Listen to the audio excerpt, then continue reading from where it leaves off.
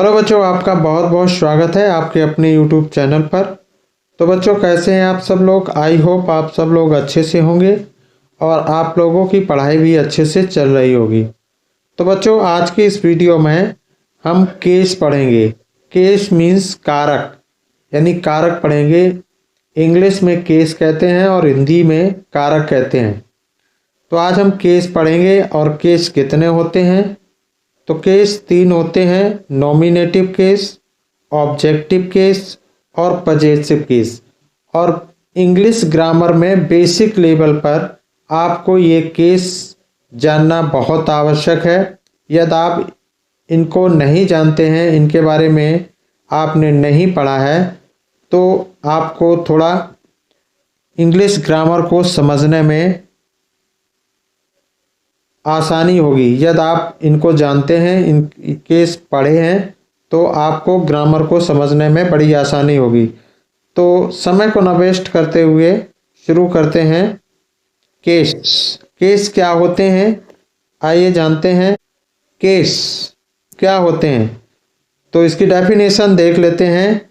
The case of A noun or a pronoun shows its relation to other words in a sentence।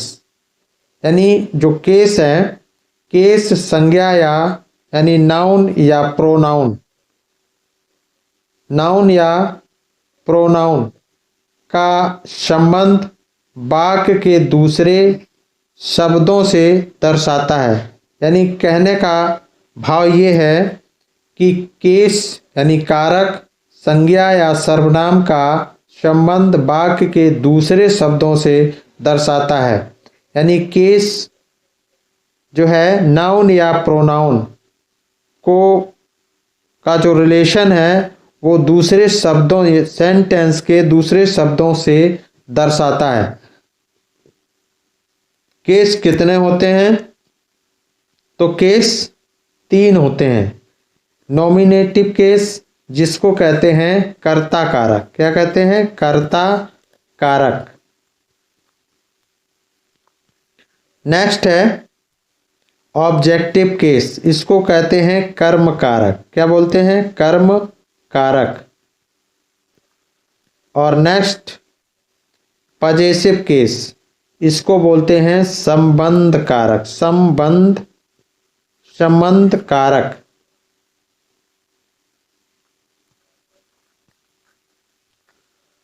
संबंध कारक बोलते हैं। आइए इनको विस्तार से समझते हैं। नॉमिनेटिव केस, नॉमिनेटिव केस क्या होते हैं? वैसे इनको कहते हैं कर्ता कारक। When a noun or a pronoun is used as a subject of a verb, it is placed in the nominative case. यानी जब कोई नाउन या प्रोनाउन किसी क्रिया यानी किसी वर्ब के कर्ता के रूप में प्रयोग होता है, तो तब वह नाउन या प्रोनाउन नॉमिनेटिव केस में होता है। एग्जाम्पल से समझ लेते हैं। जैसे राम इज प्लेइंग, तो राम इज प्लेइंग, राम खेल रहा है।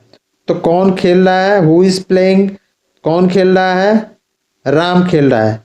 तो राम क्या है? नॉमिनेटिव केस है, यानी कर्ता कारक है। इसी प्रकार से नेक्स्ट है द चाइल्ड इज प्लेइंग, कौन खेल रहा है?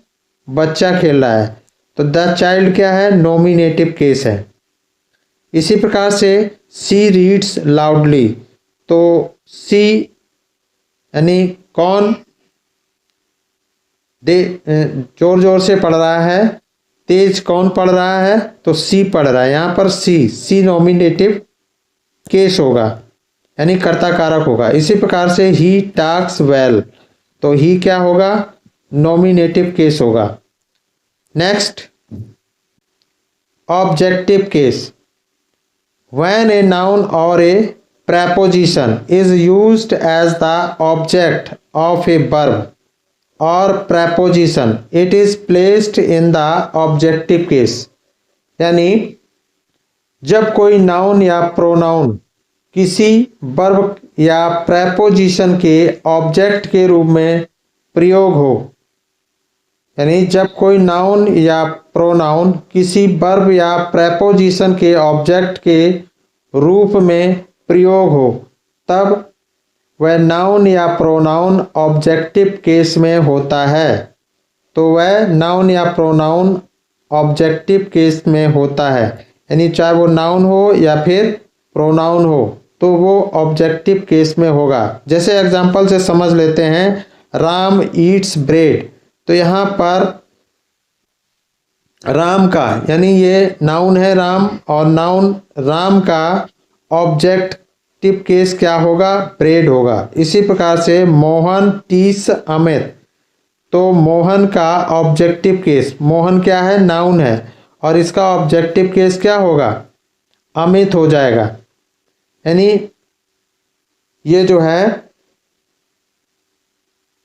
वर्ब का ऑब्जेक्ट है, वर्ब के बाद में इस ऑब्जेक्ट का प्रयोग किया गया है, तो ये ऑब्जेक्टिव केस है। इसी प्रकार से अगला है द कैट ड्रिंक्स मिल्क। तो ये वर्ब क्या है? ड्रिंक्स है, और इसका ऑब्जेक्ट क्या है? मिल्क है। इसी प्रकार से अगला है the book is for you. तो फॉर क्या है? प्रेपोजिशन है, और इसका ऑब्जेक्ट क्या है? यू है, यानी ऑब्जेक्टिव केस क्या है? यू है। इसी प्रकार से अगला है सी केम फ्रॉम स्कूल। तो स्कूल यानी ये प्रेपोजिशन है, फ्रॉम क्या है? प्रेपोजिशन। इसी प्रकार से फॉर प्रेपोजिशन है, और इस प्रेपोजिशन का ऑब्जेक्टिव केस कौन है? यू है। इसी प्रकार से ये है फ्रॉम का ऑब्जेक्टिव केस क्या है? स्कूल है। इसी प्रकार से ही वेंट टू कानपुर, और टू का ऑब्जेक्टिव केस क्या है? टू क्या है? प्रेपोजिशन है, और प्रेपोजिशन का ऑब्जेक्टिव केस क्या है? कानपुर है। तो आई होप आपको समझ में आ गया होगा। इसी प्रकार से राम ईट्स, तो वर्ब का ऑब्जेक्टिव केस क्या है? ब्रेड। टीस का ऑब्जेक्टिव क्या है? अमित।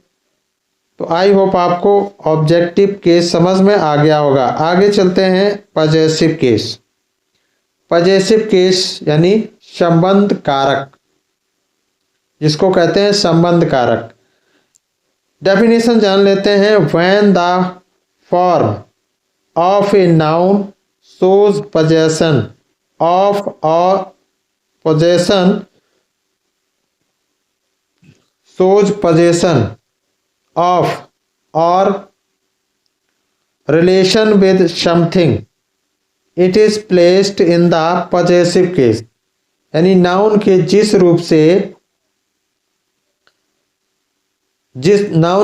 रूप से अधिकार यानी पजेशन अधिकार या रिलेशन संबंध का बोध होता है, संबंध का बोध हो, तो उसे पजेसिव केस कहते हैं। क्या कहते हैं? It is placed in the possessive case. तो इसे पजेसिव केस कहते हैं। एग्जाम्पल से समझ लेते हैं। Mohan's car is new.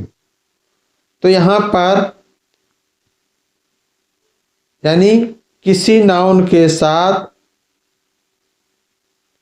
इसका संबंध व्यक्त करता है, किसी नाउन का दूसरे नाउन के साथ, यानी किसी वस्तु के साथ, यानी सब्जेक्ट का किसी वस्तु के साथ संबंध जो प्रकट होता है उसे हम क्या कहते हैं? पजेसिव केस कहते हैं। जैसे मोहन्स कार, मोहन की car, Mohan's car is new.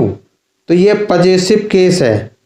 यहाँ पर अपोस्ट्रोफी एस लगाकर लिखा गया है, तो इसको पजेसिव केस बोलते हैं। इसी प्रकार से ही इज राम्स फादर, यानी वह राम के पिता है।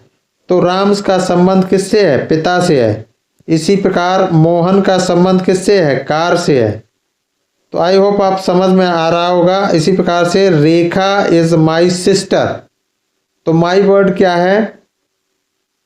पजेसिव केस है, यानी माई का प्रयोग जो किया गया है पजेसिव केस के रूप में किया गया है। इसी प्रकार से दिस कार इज हिज, यानी कार का संबंध किससे है? उससे है। तो यहाँ पर हिज क्या है, पजेसिव केस है। इसी प्रकार से दिस बैग इज हर्स, तो हर का संबंध किससे है, बैग से है। इसी प्रकार से अगला है, ये पजेसिव केस है। हर्स क्या है, पजेसिव केस है। दैट पेन इज योर्स, तो योर्स क्या है, पजेसिव केस है और इसका संबंध किससे है, पेन से है। टेबल से समझ लेते हैं। ये देखिए नॉमिनेटिव केस है, यानी ये कर्ता कारक हैं, I, we, you, he, she, it और दे, और इनका पजेसिव एडजेक्टिव क्या होगा, तो पजेसिव एडजेक्टिव माई हो जाएगा, और वी का पजेसिव एडजेक्टिव क्या हो जाएगा, आवर हो जाएगा। यू का पजेसिव एडजेक्टिव क्या हो जाएगा, योर हो जाएगा, और ही का पजेसिव एडजेक्टिव क्या हो जाएगा, हिज हो जाएगा। सी का पजेसिव एडजेक्टिव हर होगा, इट का पजेसिव एडजेक्टिव इट्स होगा, और दे का पजेसिव एडजेक्टिव दियर होगा। आपने प्रोनाउन में पढ़ा होगा। इसी प्रकार से आई का, यानी ये पजेसिव केस कहलाएंगे, ये सारे पजेसिव केस भी कहलाएंगे। और जब इनका प्रयोग पजेसिव एडजेक्टिव यानी इनका जब एडजेक्टिव में प्रयोग किया जाता है तो ये पजेसिव एडजेक्टिव भी कहलाते हैं। याद रखेंगे इनको, यानी किसी नाउन के पहले प्रयोग किए जाते हैं तो ये पजेसिव एडजेक्टिव कहलाते हैं। और जब ये, यानी इन सबको क्या कहते हैं, पजेसिव केस कहते हैं, संबंध कारक कहते हैं। और आई का पजेसिव प्रोनाउन क्या होगा, माइन हो जाएगा। वी का पजेसिव प्रोनाउन आवर्स हो जाएगा। यू का पजेसिव प्रोनाउन योर्स हो जाएगा, और ही का पजेसिव प्रोनाउन हिज हो जाएगा। सी का पजेसिव प्रोनाउन हर्स हो जाएगा। इसी प्रकार से इट का पजेसिव प्रोनाउन नहीं होता है। इसी प्रकार से यानी इट का इट्स से क्या होता है, पजेसिव एडजेक्टिव होता है। तो ये पूछ भी दिया जाता है तो इट्स क्या है, पजेसिव एडजेक्टिव है कहलाएगा। इसी प्रकार दे का पजेसिव प्रोनाउन क्या होगा, दियर्स हो जाएगा, और पजेसिव एडजेक्टिव क्या होता है, दे का दियर होगा। और आई का ऑब्जेक्ट क्या हो जाएगा, मी। वी का ऑब्जेक्ट अस। यू का ऑब्जेक्ट यू। ही का ऑब्जेक्ट हिम। सी का ऑब्जेक्ट हर। इट का ऑब्जेक्ट इट होता है, याद रखेंगे। और दे का ऑब्जेक्ट क्या होगा, ऑब्जेक्टिव केस क्या होगा, देम होगा। तो ये प्रोनाउन के ऑब्जेक्टिव केस थे। इनका यानी पजेसिव केस बनाने के नियम ये बहुत इम्पोर्टेंट है। आगे वाली वीडियो जो हम लेके आएंगे इनका सबका ट्रांसलेट में आवश्यक जरूर, इनकी जो है बहुत ही आवश्यकता होती है, और ये इम्पोर्टेंट भी हैं यदि आप बेसिक इंग्लिश सीखना चाहते हैं, यानी आप करेक्ट इंग्लिश सीखना चाहते हैं, यानी सेंटेंस को करेक्ट करना चाहते हैं, तो इनकी बहुत ही, यानी अपोस्ट्रोफी एस कहाँ कहाँ लगते हैं, कैसे प्रयोग करते हैं, ये सारा कुछ हम आगे पजेसिव केस के बारे में जो नियम बनाने के नियम हैं इनको हम आगे डिस्कस करेंगे।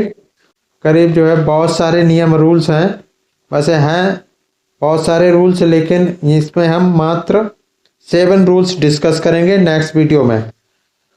तो ये पार्ट 1 है, केस का पार्ट 1 है, और नेक्स्ट पार्ट हम 2 लेकर आएंगे। ये पार्ट 1 है, पार्ट 2 हम लेकर आएंगे नेक्स्ट वीडियो में। तो बने रहिए हमारे साथ। वीडियो को लाइक कर दें, कमेंट करें और शेयर करें, और चैनल को सब्सक्राइब करें। तो थैंक्स फॉर वॉचिंग। फिर मिलते हैं नेक्स्ट वीडियो में। Thank you so much.